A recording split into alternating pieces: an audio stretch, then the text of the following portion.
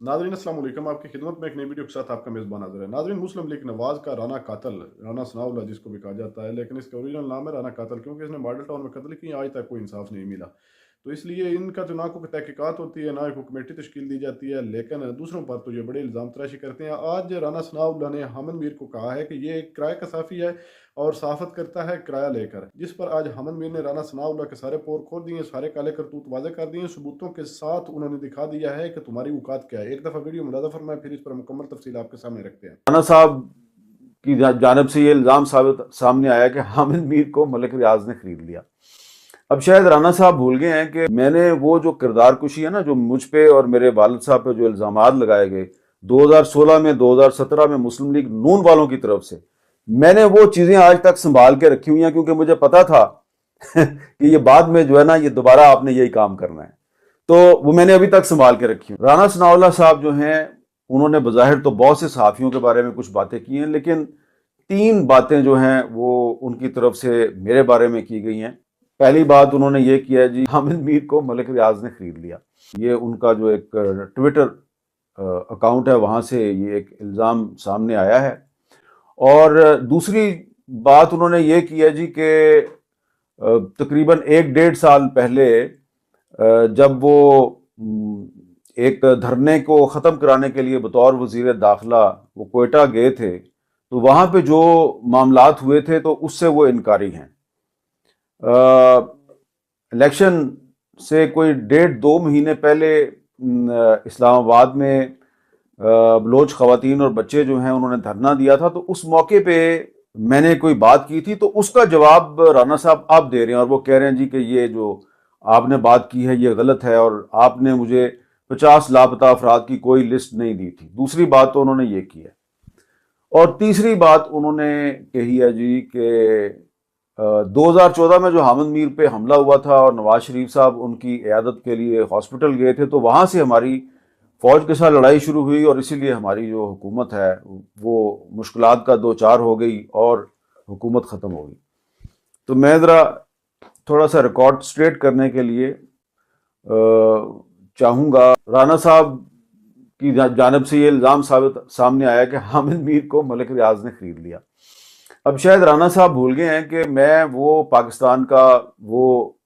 उन चंद सहाफ़ियों में से एक हूँ जिन्होंने मलिक रियाज पर बहुत खुल्लम खुला तनकीद की और उनके बारे में खुल के सवालात उठाए। बल्कि जब 2012 में एक लिस्ट सामने आई सोशल मीडिया पे जिसमें कि ये कहा गया था कि हामिद मीर समेत बहुत से सहाफ़ियों ने मलिक रियाज से कुछ फ़ायदे हासिल किए हैं, तो मैं सुप्रीम कोर्ट में चला गया और मेरे साथ अफसार आलम साहब भी थे और हमने सुप्रीम कोर्ट में जाके मुतालबा किया कि हाँ जी सबूत लेके आएँ कि हमने कौन सी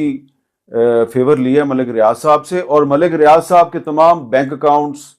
जो हैं वो उनका रिकॉर्ड तलब किया जाए, हमारे बैंक अकाउंट्स का रिकॉर्ड तलब किया जाए, उनकी जायदाद की तफसीलात ले आएँ, हमारी जायदाद की तफसीलात ले आएँ और बताएं कि कहाँ पे हमने उनसे फेवर लिए। और साथ ही साथ मैंने ये भी मुतालबा कर दिया अपनी पिटीशन में कि जो वजारत इत्तलात का सीक्रेट फंड है इसको फ्रीज किया जाए, इसको ख़त्म किया जाए और पाकिस्तान का जो मीडिया है इसका एक ज़ाब्ता अखलाक बनाया जाए ताकि कोई बगैर सबूत के झूठा इल्ज़ाम न लगा सके। तो जनाब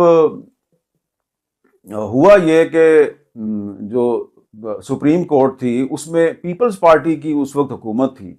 तो पीपल्स पार्टी की हुकूमत जो है उसने हमारी जो पिटीशन है उसकी मुखालफत शुरू कर दी। कमर ज़मान कायरा साहब वज़ीर इत्तलात थे, तो वजारत इत्तलात कहती थी जी कि नहीं सीक्रेट फंड फ्रीज नहीं होना चाहिए और ये मेंटेनेबल नहीं है, पिटीशन मेंटेनेबल ही नहीं है, ये काबिल समात ही नहीं है। लेकिन हमारी उस पिटीशन पे न सिर्फ ये कि मिनिस्ट्री ऑफ इंफॉर्मेशन का सीक्रेट फंड ख़त्म हो गया, फ्रीज हो गया, जिसके ज़रिए सहाफ़ियों में रिश्वत तकसीम की जाती थी, बल्कि फिर 2015 में जब नवाज शरीफ साहब वज़ीर आज़म थे तो उसी पिटीशन की हेयरिंग हो रही थी और फिर पैमरा को, Pakistan electronic media regulatory authority को ये हुक्म दिया गया कि आप तमाम स्टेक होल्डर्स को साथ बैठा के मीडिया का एक कोड ऑफ एथिक्स बनाएं, एक ज़ाब्ता अखलाक बनाएं। और उस वक्त फिर नवाज शरीफ साहब की हुकूमत ने इरफान सिद्दीकी साहब को اسائن کیا، وہ تمام سٹیک ہولڈرز کے ساتھ بیٹھے، ہم نے ایک ضابطہ اخلاق بنایا، اور ہمیں یہ اعزاز حاصل ہے کہ آج جو پیمرا کا جو کوڈ آف ایتھکس ہے، جو ان کا ضابطہ اخلاق ہے، یہ میری فائل کردہ، میری دائر کردہ پٹیشن تھی، جو یہ اس پٹیشن کے نتیجے میں پاکستان کے میڈیا کو یہ کوڈ آف ایتھکس ملا۔ اس پہ عمل درآمد ہو رہا ہے نہیں ہو رہا، یہ ایک علیحدہ بات ہے۔ اور سب سے اہم بات کہ جو ملک ریاض صاحب کو میں نے پارٹی بنایا اس پٹیشن میں، اور ان کو کورٹ میں بلایا اور ان سے کہا ہاں جی آگے بتائیں کہ آپ نے ہمیں کون سی فیور دی ہے، تو ملک ریاض صاحب کے لائر تھے زاہد بخاری صاحب۔ زاہد بخاری صاحب کے بارے میں زیادہ ڈیٹیل میں نہیں جاؤں گا، ان کے کسی قریبی عزیز کا میں نام نہیں لوں گا کیونکہ وہ ایک بطور وکیل کے وہاں پہ پیش ہوئے تھے، لیکن یہ زاہد بخاری صاحب نے جو سپریم کورٹ میں ملک ریاض کی طرف سے رسپانس جمع کرایا تھا، جی یہ ہے وہ رسپانس زاہد بخاری صاحب کا۔ اور اس کی اگر آپ ڈیٹیل میں جائیں گے تو زاہد بخاری صاحب نے ملک ریاض کے بہاف پہ یہ کہا کہ حامد میر سمیت کچھ مزید صحافی جن کا نام اس ایک لسٹ میں تھا، انہوں نے ہم سے کوئی فیور نہیں لی۔ یہ ملک ریاض کے وکیل زاہد بخاری صاحب جو ہیں، اب دنیا میں نہیں ہیں، اللہ تعالیٰ ان کے درجات بلند کرے، یہ انہوں نے سپریم کورٹ میں کہا تھا جو رانا صاحب نے کیا ہے کہ 2014 میں جو حامد میر پر حملہ ہوا تھا، تو اس حملے کے بعد اس وقت کے وزیر اعظم نواز شریف صاحب کراچی کے آغا خان ہاسپٹل میں عیادت کے لیے گئے، اور اس کی وجہ سے پھر فوج جو ہے وہ ناراض ہو گئی اور ہماری فوج کے ساتھ معاملات خراب ہو گئے، ہماری حکومت چلی گئی۔ اب میں ایک ناچیز سا آدمی ہوں، چلیں ٹھیک ہے، بہت بہت شکریہ نواز شریف صاحب کا کہ وہ ہسپتال میں آئے، انہوں نے میری عیادت کی، لیکن جو ریکارڈ ہے وہ کچھ اور کہتا ہے۔ اس میں کوئی شک نہیں ہے کہ ان پر یہ دباؤ ہوگا کہ وہ نہ آئیں، لیکن وہ جس دن واقعہ ہوا تھا نا 19 اپریل 2014، تو اس دن صبح وہ پی ایم اے کاکول میں گئے تھے پاسنگ آؤٹ پریڈ میں، اور وہاں پر ان کے ساتھ جو دو وزراء تھے پرویز رشید صاحب اور خواجہ آصف صاحب، ان کے ساتھ جو ہوا تھا وہ رانا صاحب ان سے پوچھ لیں۔ آج کل تو پرویز رشید صاحب جو ہیں وہ رانا صاحب کے بہت قریب ہیں، تو ان سے پوچھ لیں کہ اس وقت تک میرے پہ حملہ نہیں ہوا تھا، اور وہاں پر جو فوجی حکام تھے اور جب میرے پہ گولیاں چل رہی تھی، تو اتفاق کی بات ہے کہ میں اس وقت خواجہ آصف صاحب جو اس وقت وزیر دفاع تھے ان کے ساتھ فون پہ بات چیت کر رہا تھا، اور خواجہ صاحب اس کی گواہی دیں گے کہ وہ میرے سے بات چیت کر رہے تھے، اور پھر جو ہوا گولیوں کی آواز وغیرہ ساری انہوں نے سنی۔ مسئلہ کیا تھا میرے ساتھ؟ مسئلہ کیا تھا میرے ساتھ؟ مسئلہ یہ تھا، اور یہ جو باتیں میں ابھی کر رہا ہوں یہ سپریم کورٹ نے جو انکوائری کمیشن بنایا تھا اس کے ریکارڈ میں موجود ہے۔ وہ انکوائری کمیشن کی رپورٹ تو نہیں آئی آج تک، لیکن یہ اس میں موجود ہے، میرا تحریری بیان موجود ہے کہ مجھ پہ یہ دباؤ تھا کہ آپ جو پرویز مشرف کے خلاف جو آئین سے غداری کا مقدمہ چل رہا ہے، آپ اس مقدمے کو زیادہ اہمیت نہ دیں، اور جو بلوچستان کے لاپتہ افراد کا جو معاملہ ہے اس پر بات کرنا بند کر دیں۔ یہ تھا میرے ساتھ مسئلہ، اور یہ بات میرے ساتھ جو اس وقت کے D G I S P R تھے عاصم باجوہ صاحب، انہوں نے کی تھی، اور یہ بات میں نے سپریم کورٹ کے انکوائری کمیشن کو بھی بتا دی۔ اب ہوا کیا، یہ بڑی انٹرسٹنگ بات ہے، میں یہ کرنا نہیں چاہ رہا تھا بات، لیکن کیونکہ اب رانا صاحب نے بات شروع کی ہے تو ریکارڈ کو درست کرنا ضروری ہے۔ جس دن نواز شریف صاحب میرے پاس ہاسپٹل میں آئے عیادت کرنے کے لیے، تو واپس جا کے تو ایک تو انکوائری کمیشن قائم ہو گیا، 3 رکنی انکوائری کمیشن، جس کا مینڈیٹ یہ تھا کہ اس نے 3 ہفتے میں انکوائری مکمل کرنی تھی۔ لیکن ان 3 ہفتوں میں انکوائری مکمل کرنے کی بجائے کیا ہوا کہ نواز شریف صاحب کی جو حکومت ہے اس نے جیو پر غداری کا ریفرنس دائر کر دیا، اور ایسے حالات پیدا کیے گئے کہ جیو کی جو مینجمنٹ ہے اس کو فورس کیا گیا، مجبور کیا گیا کہ جی وہ معافی مانگ لیں، اور انہوں نے تحریری معافی مانگی، وہ جنگ اخبار کے فرنٹ پیج پہ شائع کی، اور میں نے اس مافی کا حصہ بننے سے انکار کیا تھا. میں نے کہا جی میں تو وکٹم ہوں, مجھ پہ حملہ ہوا ہے,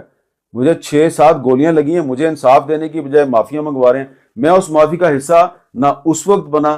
نہ آج میں اس معافی کا حصہ ہوں, کیونکہ مجھے تو آج تک انصاف ہی نہیں ملا. اور ریفرنس بھی کس سے دائر کروایا گیا؟ جو جیو کے خلاف غداری کا ریفرنس دائر کروایا گیا وہ جناب اس وقت جو وزیر دفاع تھے خواجہ آصف صاحب, ان سے دائر کروایا گیا. خیال یہ تھا کہ شاید اس سے جو نواز شریف صاحب کی جو ٹینشن آلریڈی چل رہی تھی پرویز مشرف پہ جو مقدمہ دائر کیا گیا تھا وہ ختم ہو جائے گی, لیکن وہ ختم نہیں ہوئی. یہ 2016 آ گیا اور 2016 میں پاناما کیس شروع ہو گیا, اور ساتھ ہی ساتھ جس وجہ سے نواز شریف صاحب کی فوج سے کشیدگی پیدا ہوئی تھی وہ تھا پرویز مشرف کے خلاف غداری کا مقدمہ. تو نواز شریف صاحب کو ان کی کابینہ کے کچھ لوگوں نے یہ مشورہ دیا کہ آپ یہ مشرف کے خلاف غداری کا مقدمہ ختم کر دیں تو سارے معاملات ٹھیک ہو جائیں گے اور پاکستان میں دودھ اور شہد کی نہریں بہنا شروع ہو جائیں گی. آپ حکومت اپنے ٹینیور پورا کریں اور پاکستان کو ترقی کے راستے پہ گامزن کریں, بس یہ مشرف کے خلاف جو کیس ہے یہ بند کر دیں. اور وہ جو کابینہ کے ممبر تھے وہ میرے پاس بھی آئے. اب وہ صاحب جو ہیں وہ مسلم لیگ نون چھوڑ چکے ہیں, لیکن ایک اور جو کابینہ کے ممبر تھے وہ ابھی تک نواز شریف صاحب کے ساتھ ہیں. وہ اس چیز کے گواہ ہیں کہ ہمیں کیا آفر ہوئی, رانا ثناءاللہ صاحب کیا آفر ہوئی,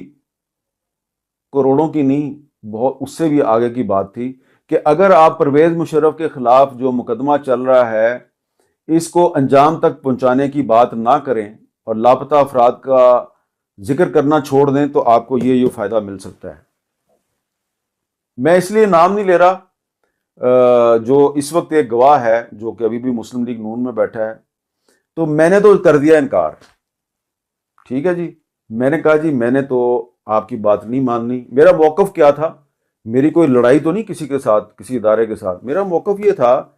کہ پاکستان کے تمام مسائل کا حل آئین اور قانون کی بالادستی ہے. پرویز مشرف صاحب نے 1 دفعہ نہیں 2 دفعہ پاکستان کا آئین توڑا ہے, انہیں سزا ملنی چاہیے. لیکن نواز شریف صاحب نے اپنا جو ارادہ تھا وہ تبدیل کیا اور پھر جناب پرویز مشرف صاحب کا نام ECL سے نکالا گیا اور ان کو پاکستان سے باہر جانے کی اجازت مل گئی. یہ تھی 2016. تو ظاہری بات ہے میں نے تو اس معاملے پہ گولیاں کھائی تھی, تو میں نے تو سودا بازی نہیں کرنی تھی اور میں نے اس پہ سمجھوتا بھی نہیں کرنا تھا. میں نے تنقید کی مسلم لیگ نون کی حکومت پہ کہ یہ انہوں نے غلط کیا ہے. آپ کور لیتے تھے کہ جی سپریم کورٹ نے اجازت دی ہے, جبکہ سپریم کورٹ نے کوئی اجازت نہیں دی تھی پرویز مشرف کو پاکستان سے باہر بھیجنے کی. اب یہ ایک بطور صحافی کے میں نے اس پہ تنقید شروع کی, اور اس وقت جو مسلم لیگ نون کا پرائم منسٹر ہاؤس سے جو میڈیا سیل چلایا جا رہا تھا اس نے میرے والد مرحوم کی, میرے خاندان کی انہوں نے کردار کشی شروع کر دی. اور بائی دی وے میں نے وہ جو کردار کشی ہے نا جو مجھ پہ اور میرے والد صاحب پہ جو الزامات لگائے گئے 2016 میں 2017 میں مسلم لیگ نون والوں کی طرف سے,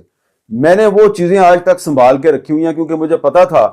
کہ یہ بعد میں جو ہے نا یہ دوبارہ آپ نے یہی کام کرنا ہے. ناظرین آپ نے ویڈیو ملاحظہ فرمائی ہے. ناظرین رانا ثناءاللہ جو الزامات لگا رہا ہے کہ حمد میر جو ہے کرائے کا صحافی ہے, جب تک صحافی ان کے حق میں بات کرتا ہے تو وہ بالکل ٹھیک ہے, صاف ہے, اس کی صحافت بھی صاف ہے. لیکن جب کوئی صحافی سچی باتیں ان کے سامنے لاتا ہے تو پھر وہ کرایہ وصول کرتا ہے. یہ ان کی نظر میں ہے. رانا ثناءاللہ تمہارا کردار جو ہے وہ عوام کے سامنے ہے, عوام تمہیں اچھی طرح سے جانتی ہے, تمہاری پارٹی ساری لوٹوں کی, اور تم تو صرف پارٹی میں رکھے گئے اس لیے ہو کہ ملک پر ظلم کرنے کے لیے. تمہارے کالے کرتوت اور کالے کارنامے, اور خاص کر کے ایک بہت ہی واضح تمہارا کارنامہ ماڈل ٹاؤن والا عوام کے سامنے ہے, جس کی نہ آج تک کوئی تحقیقات ہوئی, نہ کوئی کمیٹی تشکیل دی گئی. دوسروں پر مسلسل آپ الزامات لگائے جا رہے ہیں, اور خاص طور پر آپ PTI کو جتنا ٹارگٹ کر رہے ہیں. اس الیکشن میں آپ لوگوں نے جو کیا ہے آپ کو کچھ شرم آنی چاہیے ایسی باتیں کرتے ہوئے. ناظرین آپ نے ویڈیو ملاحظہ فرمائی اس ویڈیو کے بارے میں, اور خاص کر کے حمد میر کے بارے میں آپ کی کیا رائے ہے؟ کمنٹ سیکشن میں قیمتی رائے دیجیے, اور اگلی ویڈیو تک آپ نے میزبان کو دیجیے اجازت. اللہ حافظ.